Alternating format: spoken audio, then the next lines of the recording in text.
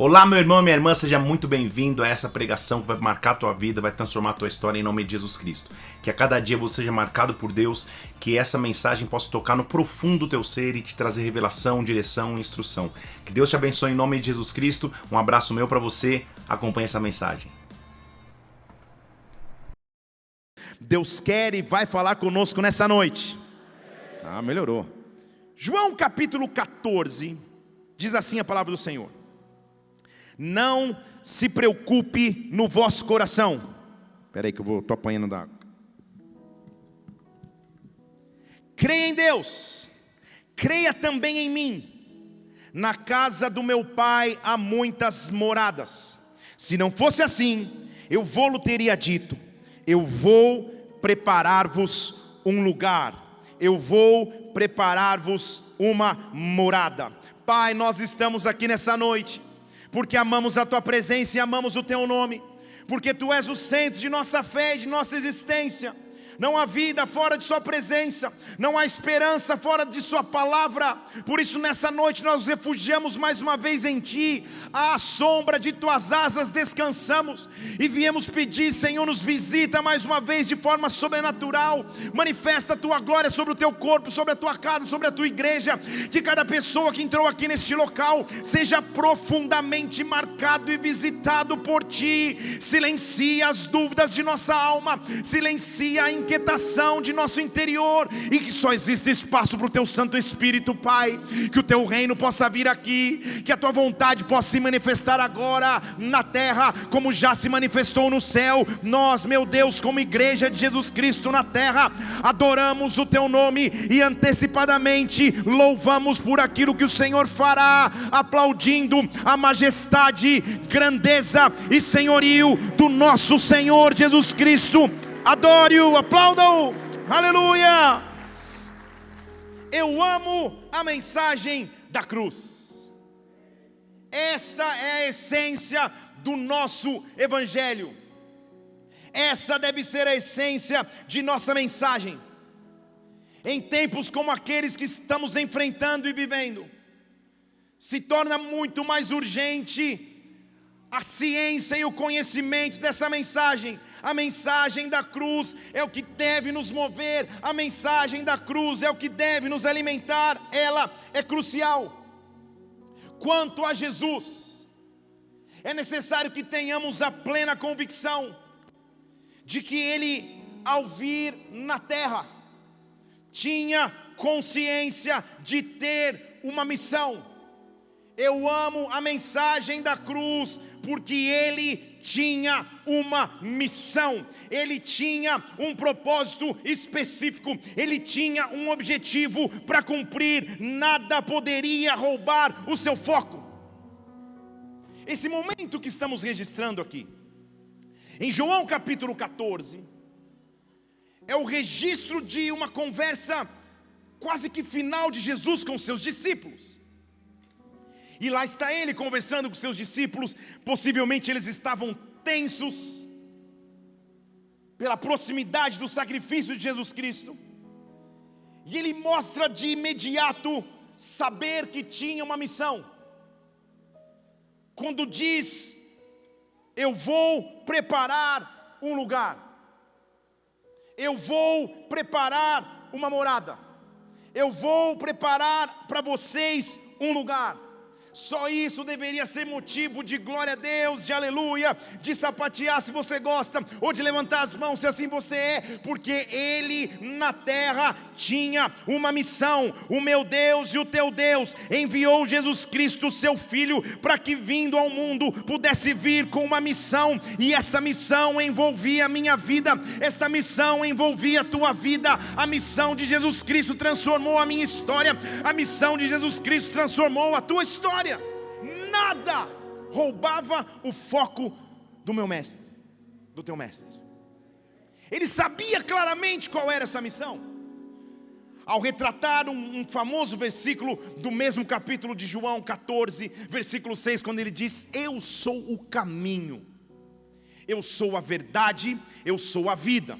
Não há como chegar ao Pai se não for através de mim. Deixa eu falar de novo. Eu sou o caminho, a verdade e a vida. Fale comigo, caminho, verdade, vida. Fale mais uma vez, caminho, verdade, vida. Fala como se você tivesse jantado. Fale caminho, verdade, vida. Essas três fases remetem à equivalência hebraica dos nomes das portas do tabernáculo. Ao entrar-se no átrio externo, essa porta de entrada para o átrio externo era caminho. Em hebraico, a porta que acessava o santo lugar era a verdade, e a porta que acessava o santíssimo lugar era a vida. O que ele está dizendo é: a partir de mim, ou através de mim, se tem acesso irrestrito ao santíssimo lugar. Eu vim para cumprir uma missão, eu vim para estabelecer o meu reinado, eu vim para estabelecer o meu domínio, eu vim para estabelecer o meu sacrifício na terra. Inaugurará um novo tempo na história. A partir de agora, todos os dias da minha vida, eu tenho caminho, eu tenho verdade, e eu tenho vida, eu tenho acesso à presença irrestrita de Deus. Em outras palavras, nada nos separa de sua presença, nada nos separa de sua glória. Medo não separa, dúvida não separa, incerteza não separa, enfermidade não separa. Eu amo a mensagem da cruz, porque ela denota um Deus que veio cumprir na terra uma missão, e em momento algum perdeu o foco, em momento algum se distraiu. Nada roubava o foco do meu mestre. Lucas capítulo 4 mostra o momento que o diabo parou ou acabou de tentar Jesus Cristo. Versículo 13 diz: quando o diabo acabou a tentar ou de tentá-lo, retirou-se dele até a ocasião oportuna. Estamos vendo o momento pós Jesus Cristo no deserto sendo tentado por Satanás. Então Jesus voltou para a Galileia no poder do Espírito. Deixa eu ler de novo. No poder do Espírito. E a sua fama correu por toda a vizinhança. Ensinava ele nas sinagogas por todos aqueles e por todos os lugares era louvado. Ele então chega em Nazaré, o local que ele cresceu, seu local de crescimento, a vila praticamente que o conhecia, o local onde ele fora criado. Ele entrou na sinagoga no dia de sábado, segundo o seu costume, e levantou-se para ler. Ele era um judeu, todo judeu tem direito de ter uma oportunidade na sinagoga no sábado. Então Jesus vem de ser tentado no deserto, triunfando, vencendo no poder do Espírito, ensinando antes de chegar em Nazaré. E quando ele chega em Nazaré, ele vai mostrar que nada roubaria o seu foco, que nada tiraria a sua missão. Coincidentemente, ao entrar na sinagoga, estava-se lendo o livro do profeta Isaías. Então ele pega o rolo do livro. Versículo 17, foi-lhe entregue o livro do profeta Isaías, e abrindo, encontrou o lugar que estava escrito. Você já imaginou Jesus abrindo, procurando, e ele começa a ler. Versículo 18, o Espírito do Senhor está sobre mim, porque me ungiu para anunciar as boas novas aos pobres, enviou-me para proclamar libertação aos cativos, enviou-me para dar restauração de vista aos cegos, para pôr em liberdade os oprimidos, e proclamar o ano aceitável do Senhor. Deixa eu ler mais uma vez. O Espírito do Senhor está sobre mim, porque me ungiu para anunciar boas novas aos pobres, me enviou para proclamar libertação aos cativos, restauração de vista aos cegos, para pôr em liberdade os oprimidos, para proclamar o ano aceitável do Senhor. Fechou o livro, devolveu para o assistente, se sentou, e todos os olhos dos que estavam na sinagoga estavam fitos nele. Você diz aleluia, mas por que estava todo mundo olhando para ele? Era só um texto de Isaías que talvez alguém já tivesse lido. Vem comigo aqui. Só tinha direito de se assentar na sinagoga, depois da leitura, um verdadeiro sacerdote reconhecido pelo judaísmo. Jesus está saindo do deserto. Ele não é um sacerdote educado nos pés da lei judaica. Ele não tem direito de se sentar nas posições de comando da sinagoga. Vocês estão aqui? E depois de ler seu job description, depois de ler sua função, O Espírito do Senhor está sobre mim. Ele me enviou para isso, isso, isso e aquilo. Eu fui chamado para isso, para aquilo outro. Ele se senta e todo mundo olha para ele admirado, não porque ele leu, mas porque ele se sentou num local de comando. Ele sabia qual era a sua missão e nada o faria perder o foco. Todo mundo estava olhando para ele sem entender o que estava acontecendo. Ele sabia a missão. Então eu vou anunciar mais uma vez a missão de Jesus Cristo: pregar boas novas aos pobres. Não quer dizer somente pobres economicamente. Todo aquele que não tem o Espírito Santo de Deus é considerado pobre espiritualmente. Então quem leva a mensagem da cruz carrega as boas novas para onde estiver, carrega as boas novas para o lugar de trabalho, para o lugar de moradia, para o lugar de estudo. Quem carrega a mensagem da cruz é um anunciador de boas novas. Ele me enviou a proclamar libertação aos cativos. Não há cativeiro. Põe o versículo 18 na tela para mim, por favor. Não há cativeiro quando nós estamos na certeza de que Ele nos comanda. Ele me enviou para restaurar visão aos cegos. Aquele que não enxergava passa a enxergar. Ele me enviou para libertar os oprimidos. Libertar os oprimidos. Sabe o que é opressão? Estamos na época de pandemia, mas não dá muito. Mas você conhece uma pessoa que conversa tocando você?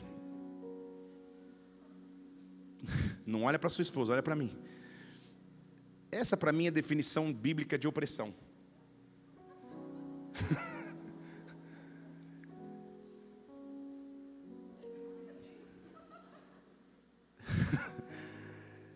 Porque a opressão biblicamente é um peso que está sobre os seus ombros que parece não dar folga. Então é mais ou menos alguém que põe a mão sobre os teus ombros e fica pesando o tempo inteiro, e você acorda com esse peso, come com esse peso, dorme ou não consegue dormir com esse peso. Ele veio justamente para que a opressão fosse tirada dos teus ombros, para que o peso fosse embora da sua alma. Ele foi enviado para libertar os oprimidos e apregoar o ano aceitável do Senhor.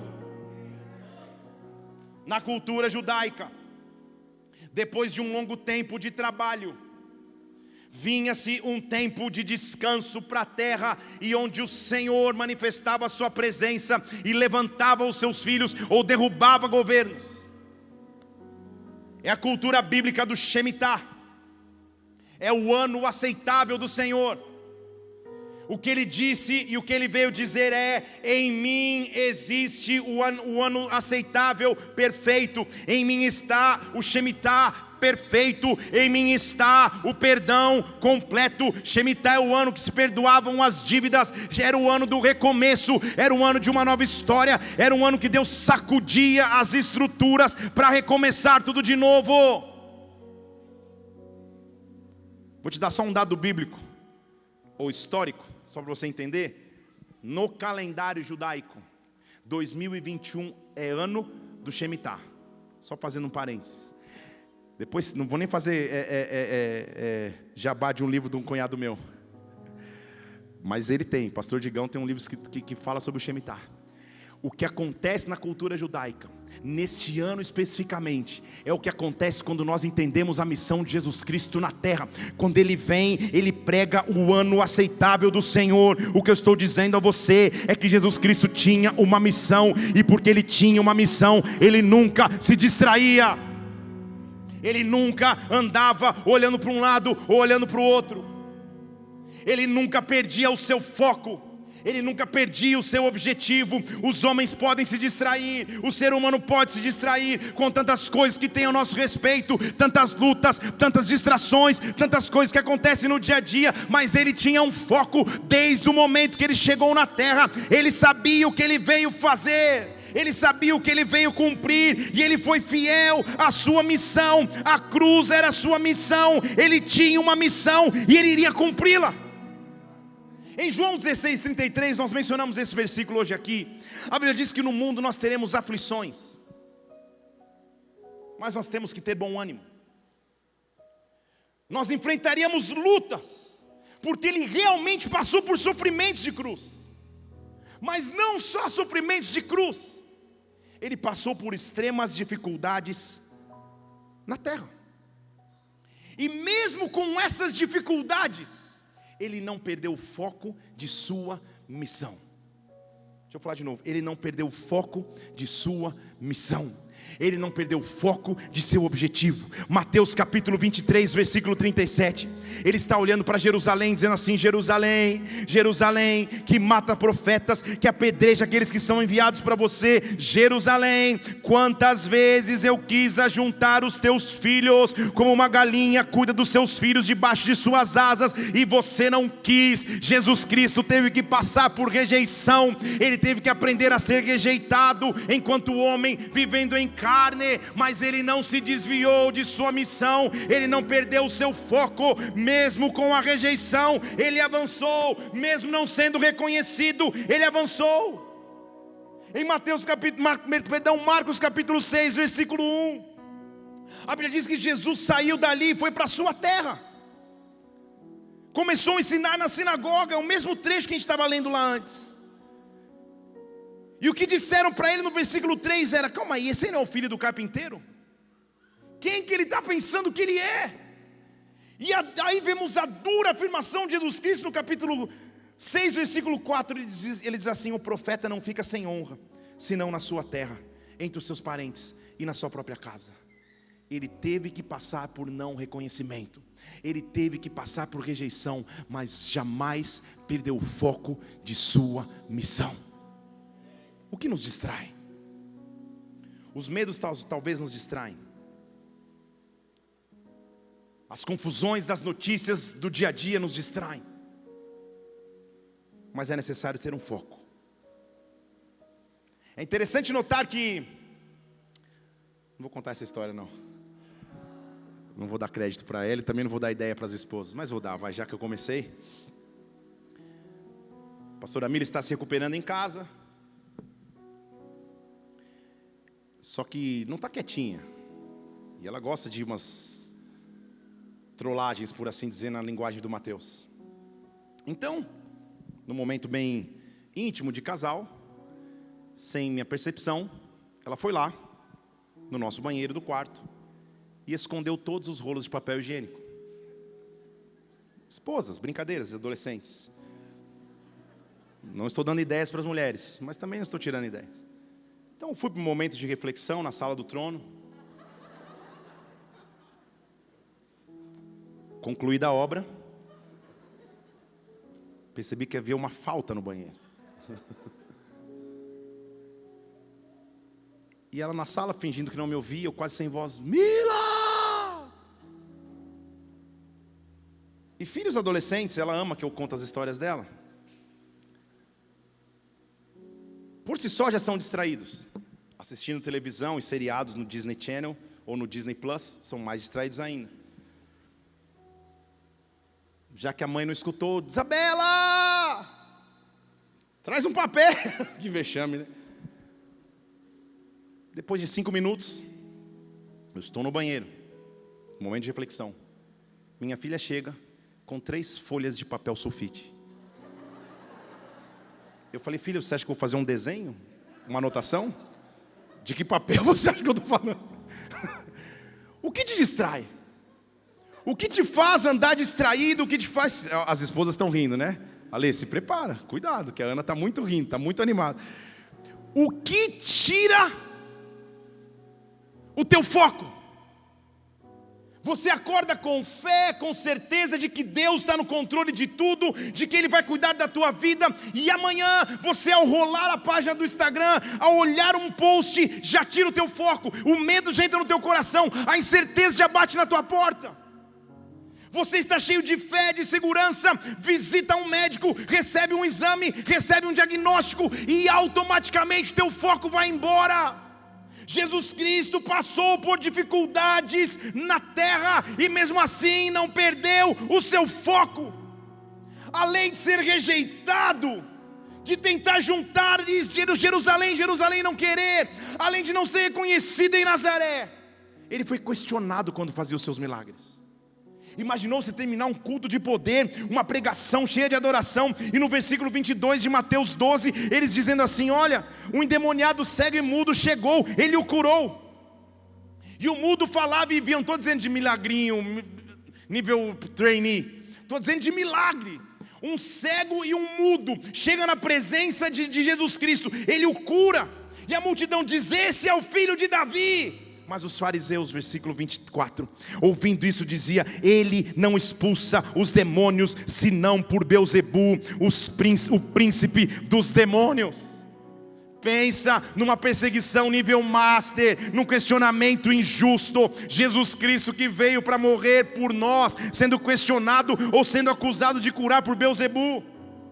Certa vez um escriba dizia para ele: Senhor, onde você for eu vou. Mateus capítulo 8, versículo 19. E ele respondeu: as raposas têm covis, as aves do céu têm ninhos, mas o filho do homem não tem onde reclinar a cabeça. Ele tinha uma missão, e o que acontecia na terra não roubava a sua fé. O que acontecia na terra não roubava o seu compromisso com o Pai. Isso tem que nos ensinar algo. Esta é a mensagem da cruz. Independente do que eu viva, Deus continua sendo Deus, o Senhor continua sendo Senhor, as promessas dele continuam sendo reais. Nem sempre tudo vai estar bem, nem sempre tudo vai estar 100%, nem sempre a conta vai estar cheia, nem sempre a saúde vai estar perfeita, mas o meu Deus continua sendo o mesmo, o teu Deus continua sendo o mesmo. Ele tinha uma missão para cumprir na terra, e o foco dele e o objetivo dele tem que também me dar foco, tem que também me dar objetivo na vida terrena. Certa vez, junto com seus discípulos, em Lucas capítulo 9, ele estava orando e decidiu pesquisar com seus discípulos quem ele era. Porque você já ouviu hoje de manhã que tinha que ser na cruz. Se você não ouviu, você vai ouvir depois. E havia uma lei que dizia que qualquer um que se dissesse filho de Deus, ou o Messias esperado por Israel, morreria a pedradas. Então ele não podia dizer, ele jamais dizia quem ele era. Os sinais falavam por ele mesmo. E quando alguém dizia: você é o filho de Deus, ele sempre dizia: tu dizes, você que está falando, sou eu, porque eu não quero morrer de pedrada, eu tenho que ser na cruz. Estão aqui? Então ele junta seus discípulos, os 12, para entender: cara, será que eles estão entendendo quem eu sou? Ele chama os discípulos à parte e diz assim: quem que vocês dizem que eu sou, hein? Quem sou eu? Uns responderam: João Batista, Elias talvez, um dos antigos profetas que se levantou.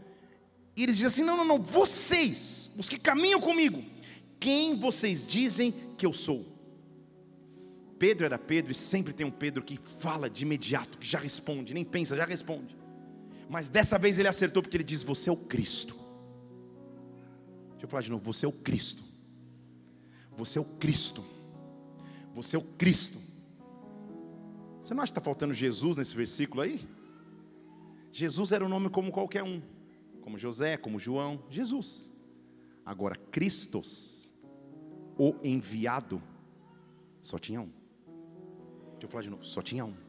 Pedro olha para ele e diz assim: você é o enviado de Deus, eu sei quem você é. Jesus falou: fiquem quietos, então não conta para ninguém, porque é necessário que o Filho do Homem sofra muitas coisas, seja rejeitado pelos anciãos, pelos principais sacerdotes e escribas, ele vai ser morto, mas ao terceiro dia ele vai ressuscitar. Ele sabia de sua missão, ele sabia do sofrimento que estava à frente, e por amor a mim, por amor a você, ele não desistiu, ele não se entregou. Pelo contrário, ele diz: se alguém quiser me seguir, versículo 23, negue-se a si mesmo, pegue a sua cruz e me siga. Aquele que tentar salvar a sua vida perderá, quem perder a sua vida por mim, na verdade encontrará salvação. O que adiantaria o homem ganhar o mundo inteiro e perder-se ou prejudicar a si mesmo? Ele entendeu e mostrou para a humanidade que havia um caminho de foco, que havia um caminho de missão, e esse caminho se chama cruz.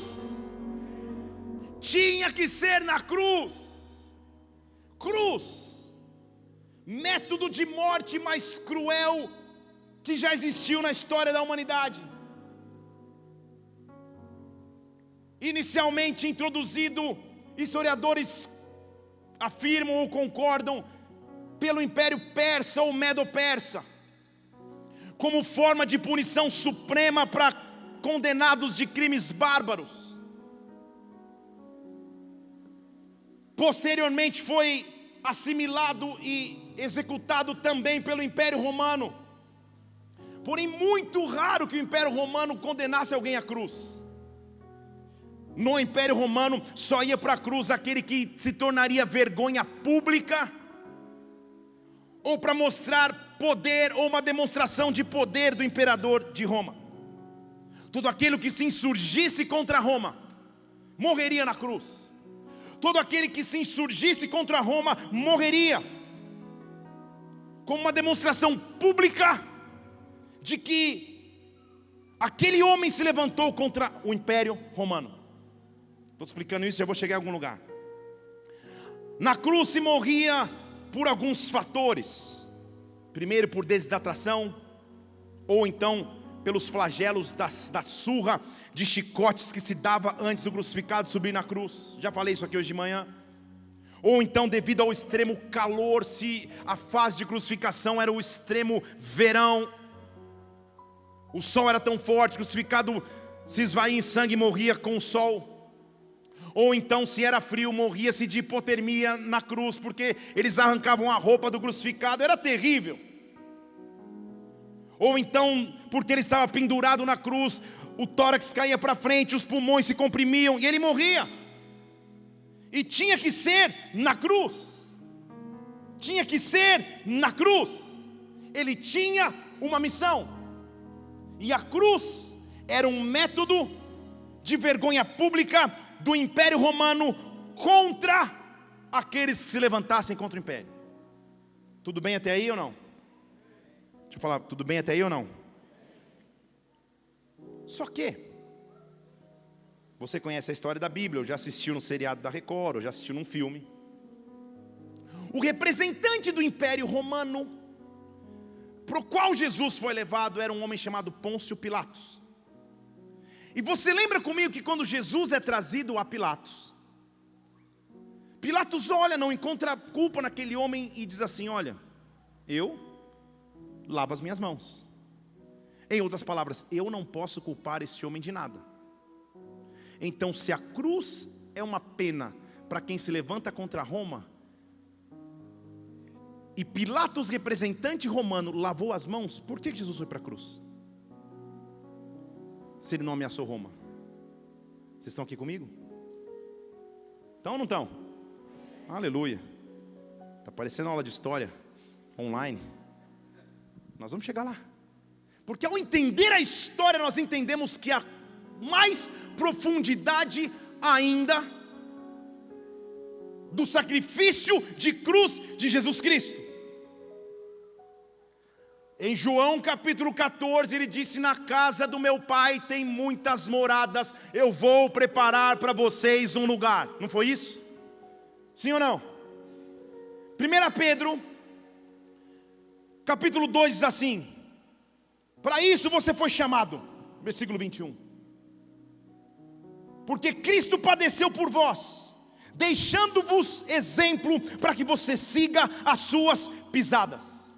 Ele não cometeu pecado, nem na sua boca se achou engano. Sendo injuriado, não injuriava. Quando padecia, não ameaçava, mas se entregava àquele que julga justamente. Ele não estava na mão de julgador nenhum humano, mas ele estava na mão daquele que julga justamente, o seu próprio Pai, levando-se ele mesmo sobre o seu corpo os nossos pecados na cruz, no madeiro, para que agora, mortos para os pecados, nós pudéssemos viver para a justiça, e pelas suas pisaduras fôssemos sarados. Nós estávamos desgarrados como ovelhas, mas agora nós temos um pastor e um bispo para as nossas almas. Eu amo a mensagem da cruz, porque quando eu não teria para onde recorrer, ele se fez pecador por mim, ele subiu na cruz por mim.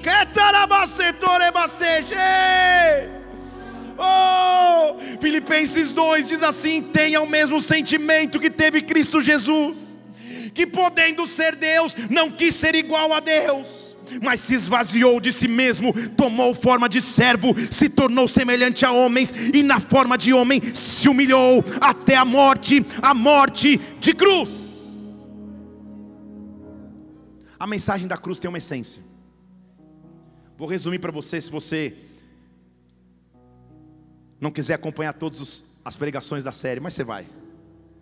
A essência da mensagem da cruz é: o homem é pecador, estava condenado à morte eterna pelo pecado.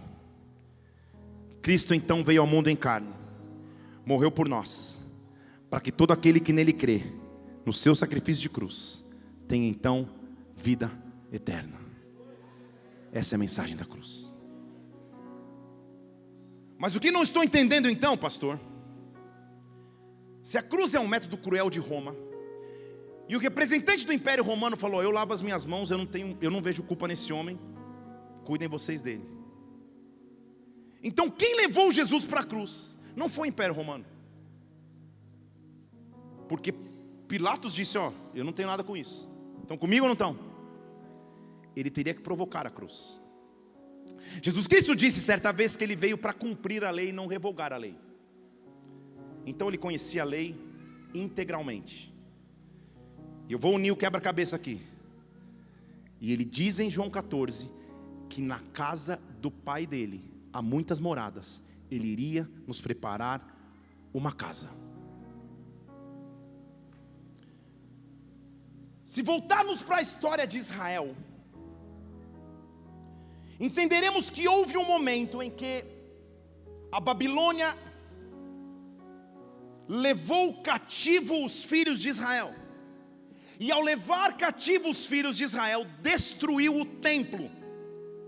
O templo ficou em ruínas, e o povo foi para o cativeiro, por turnos, começando com Zorobabel, Salatiel, Neemias, Esdras.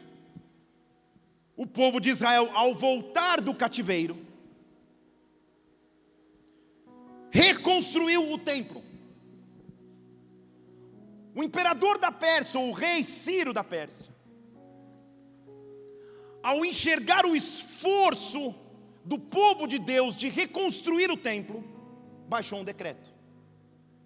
Em Esdras capítulo 6, versículo 3, o rei Ciro baixou um decreto em respeito à casa de Deus em Jerusalém, dizendo assim: seja edificada a casa do Senhor, o local que se oferecem sacrifícios, os seus fundamentos sejam firmes, sua altura de 60 côvados, largura de 60 côvados.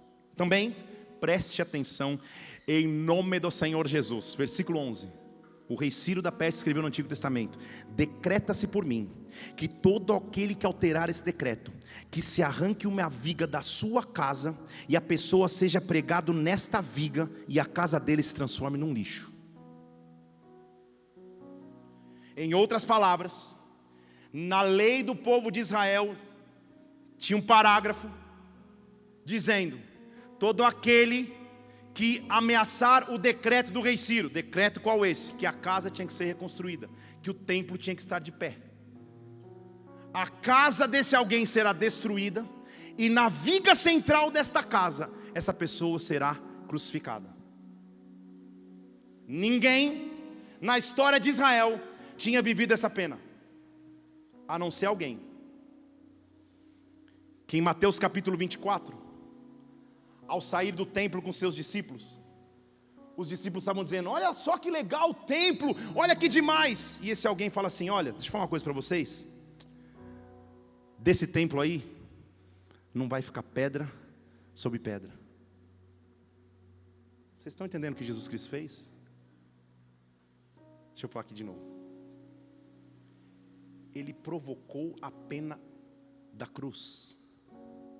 A pena da cruz de Jesus Cristo não era que era um criminoso romano, rebelde ou insurgente contra o império de Roma. Não, Roma não tinha nada com ele. Pilatos lavou a mão e falou: cara, não quero nada contigo. A pena de Jesus Cristo é uma pena judaica, porque ele veio para cumprir a lei. E ele sabia que a única forma de um judeu ir para a cruz é ameaçando o templo. Vocês estão entendendo aqui? Tem alguém vivo? Diga aleluia. Tem alguém que não está entendendo nada? Diga glória a Deus. Estamos juntos então. Então, sabe o que ele estava dizendo? para preparar uma casa eterna, podem destruir a minha casa. Para preparar a minha casa eterna, podem fazer da minha casa terrena um lixo, podem fazer da minha casa terrena um monturo, podem pegar a viga central da minha casa e podem me pregar nela, porque eu vim provocar a morte de cruz. É por isso que na morte de cruz, Maria, que perdeu a sua casa, Maria, que perdeu o seu lugar de moradia, está olhando Jesus Cristo. Jesus olha para um dos seus discípulos e fala: esta agora é sua mãe, ou seja, faz ela morar na tua casa, porque casa eu não tenho mais, porque eu derrubei a minha casa terrena para edificar a casa celestial. Eu provoquei a cruz para que através da minha cruz todos vocês tenham a oportunidade de vida e vida em abundância. Ah, eu tenho um Deus que se entregou por mim, que derrubou casa terrena por mim, para que eu tivesse casa celestial. Oh!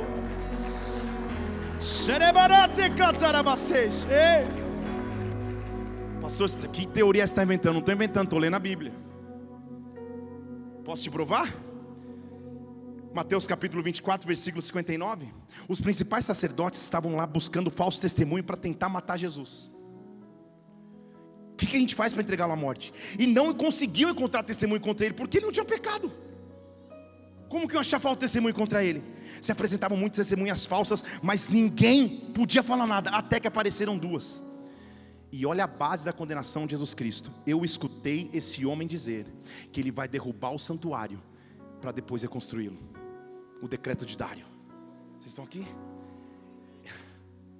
Jesus era tão sábio, obviamente, era tão inteligente, obviamente, ele era Jesus, que ele nas entrelinhas provocou a sua morte de cruz. A morte de cruz dele não foi provocada por ninguém. A morte de cruz dele desde o começo foi uma decisão. Ele estava dizendo: eu preciso subir na cruz, eu preciso subir na cruz, eu preciso subir na cruz para cumprir a lei, eu preciso subir na cruz. Mas se o sacrifício no passado era feito pelo povo de Israel, se o sacrifício no passado era feito pelo povo de Israel, agora os romanos não podem me crucificar. Quem tem que me crucificar são os próprios judeus. E a única lei, a única vez na história que essa lei foi cumprida foi neste momento, porque ele é único e ele escolheu viver esta missão por mim. Ele escolheu viver essa visão com você. Ele diz: vou destruir o santuário. O sumo sacerdote estava indignado. Ele já não está com Pilatos, ele está com o sumo sacerdote, comandante judeu. Estão comigo? Ei, você não vai se defender não? Você não vai responder nada desses que falam contra você? Jesus, porém, guardava silêncio. Conjuro-te pelo Deus vivo, nos diga: você é o Cristo, Filho de Deus? Jesus olha para ele e fala: você que está dizendo, é você que diz, porque se eu falar vocês vão me matar com pedrada e não na cruz eu quero ir. Vocês estão entendendo a profundidade desse diálogo?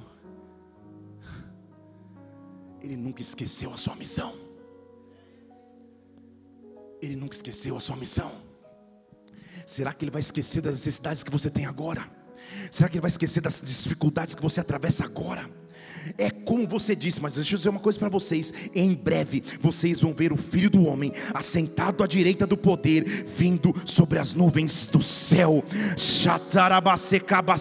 Então disseram: ele blasfemou, não precisa mais de testemunha, e agora ele é réu de morte. Versículo 66, versículo 67. Lhe cuspiram no rosto, lhe deram socos, lhe bofetearam, dizendo: profetiza, Cristo, diz quem é que te bateu. Mas ele quieto cumpriu a sua missão, mas ele quieto cumpriu o seu objetivo, mas ele quieto passou pelo que teve que passar, para dizer que não há morte maior do que a vida da cruz, que não há morte maior do que a vida da cruz. Eu quero dizer a você nesta noite: há uma opção de foco, há uma opção de objetivo, há um local onde os teus olhos podem olhar. Ele nos amou primeiro, Ele nos ensinou, Ele nos perdoou, Ele escolheu ir para a cruz, Ele escolheu morrer na cruz. Hebreus capítulo 12, versículo 1. Nós que estamos rodeados de tão grande nuvem de testemunhas, homens que viveram pela fé, no capítulo 11 de Hebreus, deixemos todo embaraço, todo pecado que nos rodeia, corramos com perseverança a carreira que nos está proposta, fixando os nossos olhos em Jesus, autor e consumador da nossa fé, e com alegria, com gozo que lhe está proposto, suportou a cruz, desprezou a vergonha da cruz, e hoje está assentado à direita do trono de Deus. Eu não sei quanto a você, mas eu tenho que adorar a Deus todos os dias pelo sacrifício de cruz que mudou a minha vida, que mudou a minha história, que me deu vida e vida em abundante. Espero que através dessa mensagem você tenha sido marcado profundamente pelo Espírito Santo, sua vida seja impactada e transformada, viu? Tem muitas outras pregações aqui no YouTube, Felipe Parente. Faz o seguinte, inscreve-se no canal também para que você sempre receba os alertas das pregações assim que elas acontecerem. Que Deus te abençoe, até a próxima, fica na paz do Senhor.